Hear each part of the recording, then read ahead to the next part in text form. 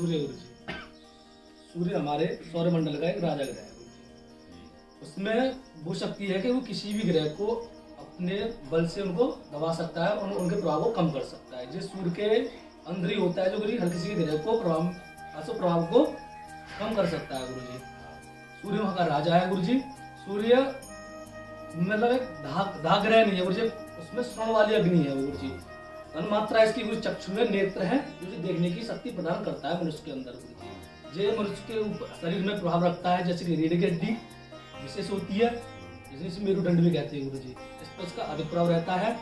और ये हृदय का विशेष कारक होता है गुरु जी, जिसकी मतलब सादगी, संवेदनशीलता, प्यार, नाजुकता, कोमल हृदय की, ठीक है, बस बहुत जल्दी उदारता के साथ कार्य करने वाला जो हमारा सूर्य ग्रह है गुरु जी, ठीक है। मतलब बहुत जल्दी व्यक्ति को उदारता के साथ बह जाना गुरु जी, उसकी भावनाओं में बह के परोपकार कर देना गुरु जी, उसको क्षमा कर देना, क्षमाशीलता के गुण टोटल हमारे सूर्य के अंदर आते हैं, क्योंकि दार यानी कि जी गुरु जी, दया।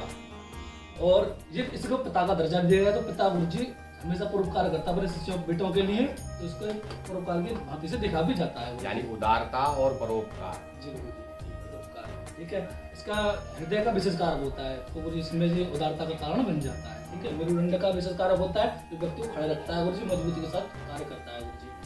जो तन्मात्रा है वो चक्षु है, नेत्र देखने की शक्ति जो आती है वो टोटल सूर्य से आती है गुरु जी, सूर्य ही प्रदान करते हैं। चक्षु हमारे ऐसे देख नहीं सकते, जब तक सूर्य का प्रकाश नहीं होगा तब तक हमारे चक्षु नहीं देख सकते, अंधकार में ही है, उसके प्रकाश से ही हम देखते हैं, इसलिए इसकी तन्मात्रा हमारी चक्षु कहा गया है, ठीक है। जो गुरु जी लड़ाई में या किसी भी चीज में या किसी उच्च पद प्रतिष्ठा में बहुत मान्य सम्मानीय माना जाता है गुरु जी। जैसे कि केंद्र तक किसी की पहुंच होती है, केंद्र का शासक बन सकता है, या कहीं का उच्च अधिकारी की यानी कि राजा हाँ जी गुरु जी, राजा ग्रह है, सब ग्रहों का राजा ग्रह माना जाता है गुरु जी, ठीक है। अधिकार वृत्ति होती है, राज शासन करने की इसकी वृत्ति होती है, और क्या कहते हैं रोगों से लड़ने की क्षमता इस चीज जगाता है गुरु जी। ये बहुत पावरफुल ग्रह है, रोगों से जितने भी रोग होते हैं सबका उनको अगर जीत सकता है तो सूर्य की आराधना करने से ही उन रोगों से जीता जा सकता है गुरु जी, ठीक है। रोग में वो शक्ति होती है, ठीक है। और क्या कहते हैं जीता सकता है गुरु जी। तो किसी को माफ करना या दया करना या मतलब लोगों से लड़ने की शक्ति, नपुंसकता मतलब शरीर में कितनी ऊर्जा उत्पन्न करने वाला, शरीर में शक्ति का निर्माण करने वाला गुरु जी सूर्य ही करते हैं, शरीर में शक्ति का निर्माण। यदि जो निर्बल या खराब होते हैं, किसी भी स्थिति हो जाते हैं गुरु जी, तो आंखों में डिफेक्ट हो जाता है, या मतलब मान समाज में मान प्रतिष्ठा कम हो जाती है, यानी सम्मान गुरु जी, मान प्रतिष्ठा, सम्मान, दया, जी गुरु जी, ये सूर्य के अंदर है। तो अब इसमें प्रश्न आया कि सम्मान और प्रतिष्ठा, तो सम्मान 3 रूप में विभक्त हो, मतलब कर सकते हैं इसको। इस सम्मान को हम कह सकते हैं इज्जत, और सम्मान को हम कह सकते हैं धर्म अर्थात शर्म। जिन व्यक्तियों के अंदर शर्म होती है, यानी बेशर्म निर्लज्ज नहीं होते, सूर्य जिनका अच्छा होता है वो बेशर्म और निर्लज्ज नहीं है, उनको इज्जत प्रिय होती है, तो ऐसे व्यक्ति शोषण नहीं करते। विषय है इसमें सम्मान और शर्म, इज्जत।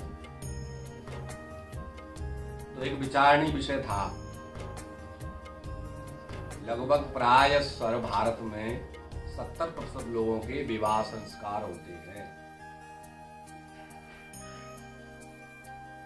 विवाह के समय प्रत्येक माता पिता व्रत करते हैं, क्यों?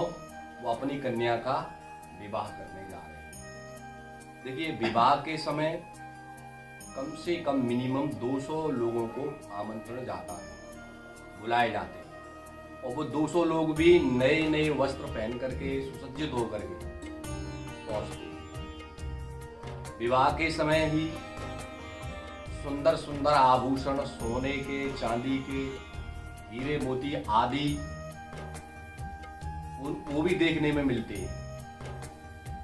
अच्छे अच्छे पात्र अपनी पुत्री के लिए, सोना चांदी, महंगे महंगे वस्त्र वर पक्ष के द्वारा आते हैं।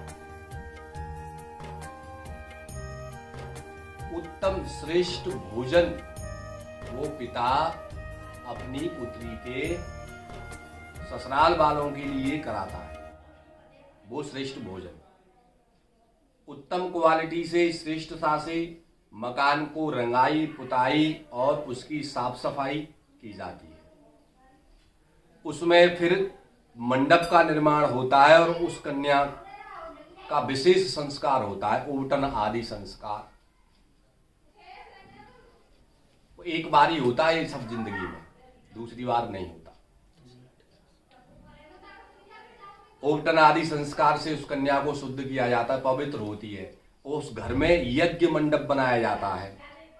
यज्ञ मंडप वेदी बनती है, वेद पाठी ब्राह्मण आते हैं मंत्र बोलने के लिए अग्नि के समक्ष।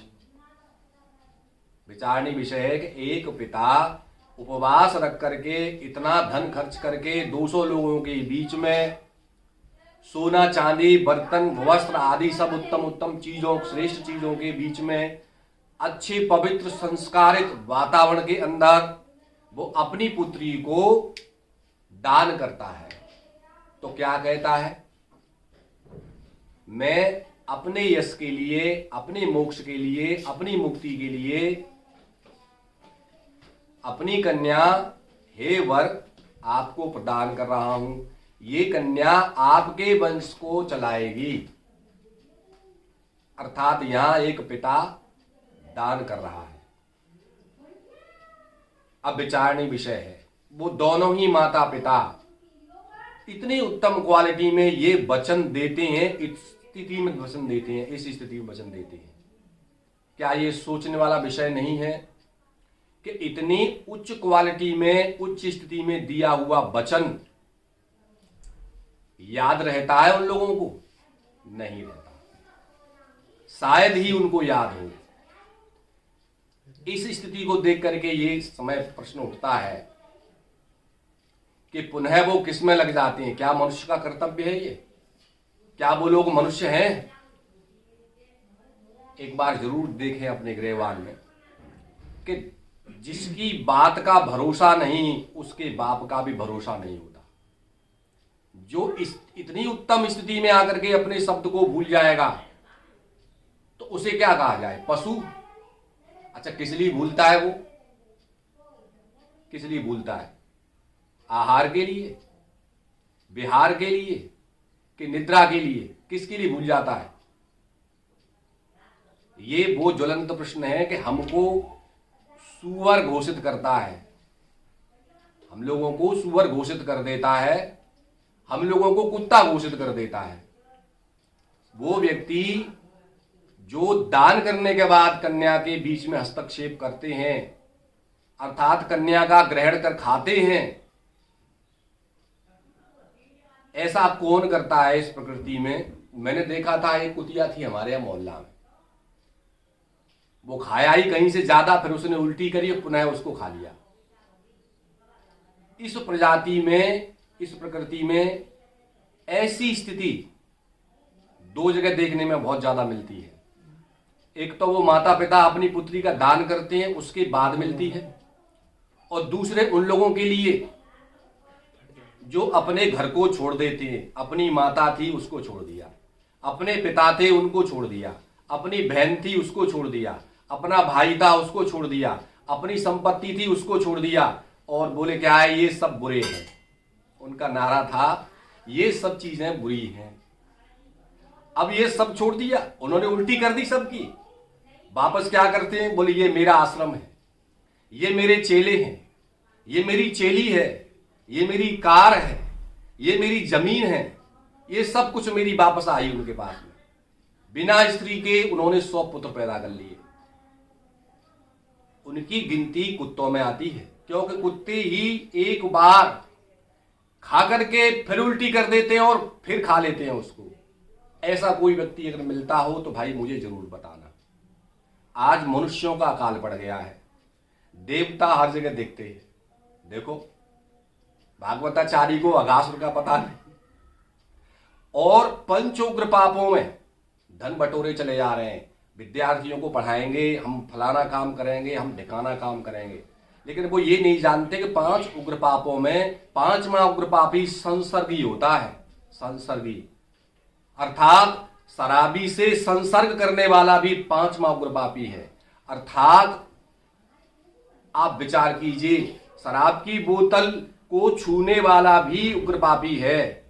अब ये कितना सिस्टम चल रहा है, उन्हीं की दान दक्षिणा को हम लेते हैं, मौज करते हैं आराम से, और फिर कहते हैं क्या करें, पुत्र पढ़ नहीं रहा है। मेरे पास ज्योतिष पे बहुत बड़ा रिसर्च है, आप आके देखिए, मैं बता रहा हूं आपको। एक माता अच्छी प्रकार से जानती है कि हमारी पुत्री 16 वर्ष के बाद में विवाह चाहती है अथवा नहीं चाहती, क्योंकि वो एक स्त्री है, वो स्त्री दूसरी स्त्री की प्रथा को जानती है। इस प्रकृति में हर ऋतु अपना महत्व रखती है। 28 साल में जाकर के विवाह कर रहे हो आप, उसमें किस चीज की कमी होगी, उसमें किस वस्तु की कमी हो जाती है। ये एक दायरा बनता है, ये केवल सम्मान और शर्म। जिसके अंदर सम्मान नहीं है वो व्यक्ति निर्लज्ज है, और वही व्यक्ति बेशर्म है। वही उसके जीवन में धर्म नहीं है, शर्म ही धर्म है। आत्मसम्मान से जीने वाला व्यक्ति कुछ भी कर सकता है, वो चाहे कुछ भी कर सकता है। हमने मात्र कहा नहीं है, हम शराबी से और शराब से संबंध रखने वाले व्यक्ति को अपने घर में आने नहीं देंगे, ना ही हम उसके यहां जाएंगे। यदि हमें कोई व्यक्ति अच्छा नहीं लगता, उसके यहां जाएंगे नहीं, ना ही उसे बुलाएंगे। अच्छा किस लिए नहीं लगता वो, क्योंकि 5वां जो उग्र पापी है वो संसर्गी है। मैंने ऐसी जगहों पर शिखा सूत्र से हीन व्यक्तियों को देखा है जहां पर देखना नहीं चाहिए, जहां वो लोग होने नहीं चाहिए, उनको उपदेश दे रहे हैं। विचारणी विषय उनको देखो आप उनको अच्छे प्रकार से उपदेश देते हैं और उनका अध्ययन कराते हैं, यानी कि शर्म नहीं है, निर्लज्ज हैं। और निर्लज्ज संतान कब उत्पन्न होती है, किस ऋतु में होती है, ये वो लोग मुझे बताएं, अर्थात मुझसे वो प्रार्थना करें। मैं बताऊंगा किस ऋतु में आपका गर्भाधान हुआ था, तब आप इतने निर्लज्ज और बेशर्म